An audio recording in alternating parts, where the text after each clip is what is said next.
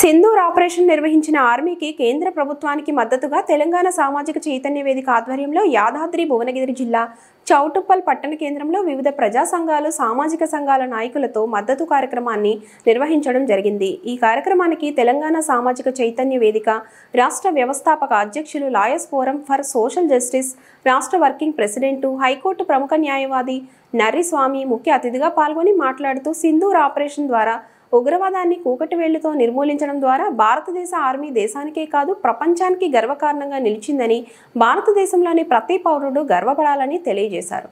తెలంగాణ సామాజిక చైతన్య వేదిక ద్వారా భారత సైన్యానికి అదేవిధంగా భారతీయ సాంప్రదాయంలో యుద్ధనారలుగా చెప్పబడిన ఝాన్సీ లక్ష్మీబాయి రాణి రుద్రమదేవి వారసత్వాన్ని ముందుకు తీసుకుపోతూ సింధూర్ ఆపరేషన్ నిర్వహించిన సోఫియా ఖురేషి వ్యోమికా సింగ్ భారతదేశానికి గర్వకారణమైనటువంటి ప్రతీకలుగా నిలిచారు। వారి బాటలోనే ప్రతి పౌరుడు ఆలోచించి పనిచేసి విధి నిర్వహణలో ఉత్తమమైన ఫలితాలను రాబట్టి దేశభక్తిని చాటుకోవాలని తెలియజేస్తున్నామన్నారు।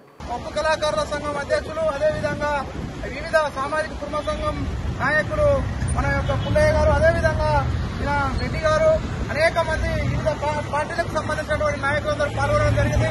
అందరి తరఫున ఈ భారత ప్రభుత్వానికి, అదేవిధంగా ఈ యొక్క సింధూర్ ఆపరేషన్ నిర్వహించినటువంటి ఒక మహిళగా ఆనాడు ఝాన్సీ లక్ష్మీబాయి లాగా, అదేవిధంగా రాణి రుద్రమదేవి లాగా ఏ విధంగా అయితే యుద్ధ నైపుణ్యాన్ని పెంపొందించారో ఈ రోజు భారతదేశం యొక్క కీర్తి ప్రతిష్టలని ప్రపంచానికి చాటి చెప్పినటువంటి మహిళలకు కూడా మేము ఈ సందర్భంగా శుభాకాంక్షలు తెలియజేస్తా ఉన్నాం। అదేవిధంగా రాబోయే రోజుల్లో ఈ యొక్క చర్యతోని భారతదేశంకు ఒకటే కాదు గర్వకారణం, ఇది ప్రపంచానికే గర్వకారణంగా ఉన్నది।